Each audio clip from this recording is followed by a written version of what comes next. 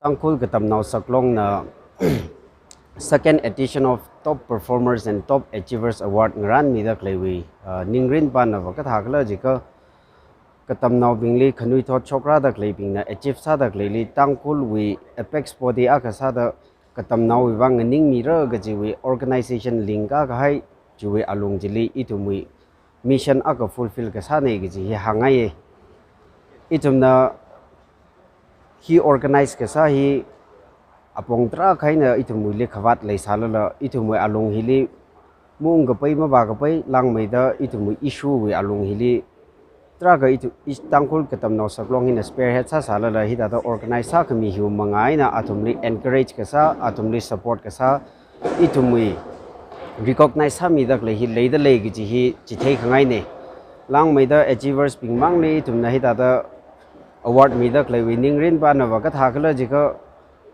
hili machangrar la leidak le eligibility criteria maka paira la leidak le ping chili la athumli yangka laga hot khana we alung jili kala athumui commitment jo alung jili ngatar mai da chachap khawai kala success jili athumlang hom shop khawai gi chipa ji ithumui ningren ne ithumui achuwi hili mi 56 na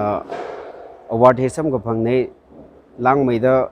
itumui hili mi phanga na top achievers we alung li gajang ne achievers ping hin na wa category ngate ngite da we na khara ne kala itumui top performers pa hi wa class 10 class 12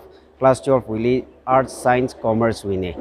itumui hi tang ukrul mang ni page ka samaning ne manipur mang ni page ka samaning ne ka Tangkhul katamnaw saklong hi Tangkhul naw ka tong khoi wang saw ka da itumui hi all india li cover ka sa ne all india we na atum mi 56 na award hi sam ga phangne chili class 10 wili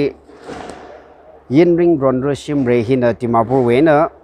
kingsway school timapur we na ana top other ports wili ana top sanai kala jordan mashun awung she hina christ Trading school mantri pukri imphal we na ana class 10 wili ana top performer student akane kala science we alung hili issue hili top performers criteria jo young sir laga mi kuthumna achieve sai mi kuthumna achieve ka sai cpsc wili mi khani na percentage ngarai chawe ani we aming na ring rewon ilu chnv rambu kasom kolen we na ne kala akapa china thot chuing akang ala chnv rambu we na ne ana ring we na ne ani khani na sam ka pangina 92.8% sam ka pangne kala itumui kose muili yangkung je tranjili somi yur shaiza harvard school pushing khuwe na ana 87.6 sam ka pangne itumui commerce li kose muwe na manipur port we na akhala ma changrar mane ka itumna all india le khayang je tranjili department of pre university karnataka we michael t twinem khuwe na ana 89.6 sam banglaga ana commerce li top ta e itumui arts wili khayang ji tranjili vl chihan ring hung yo hi phungyer we na ne ana kosem wili all manipur wili ana top 4 le gajang ne ahi ek higher secondary school imphal we na ne kala itumui other ports wili khayang ji tranjili mathing ahau naw ahi tav public school ranchi ana unghon khu we na ne ana percentage sam ko phangna 92.2% hi sam ko phangne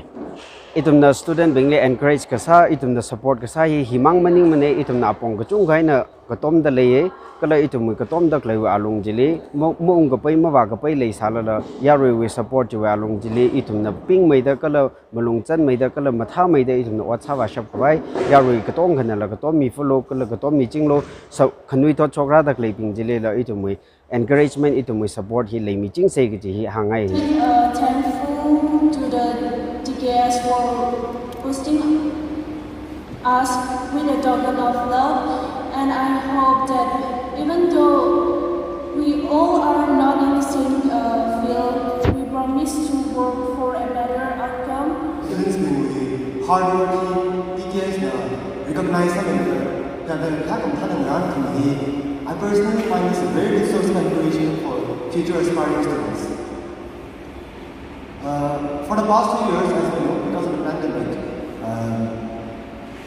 we have had our hardships and struggles with our study and academics, but through the support of parents and teachers, we are where we are today. We are Mina Kika, our Aran of Rechan Way, in Aran Hobison Yamaine, chen a ida da memorial award ha da klei ari phang kwai kala ai national sunday kala lai ka tamna pini le si lakai education la aba main emphasis sa do okti mi akhne isina award mi da klei ka ta kala ka CPSC central board na aru state board mi topper khani ri mi da klei Iliman section ma hoye I humpun naw nei kala ishabahi Pedigree College Grade 4 hanai ishabahi shimli ada rara kala bamai ina ajo HSLC examination hile 87.83% score sanai jo award samang khai pin he 26 Aaron Hobinson Memorial Award samang khai nei kala TKS we na chu award ka tai sam phang na hina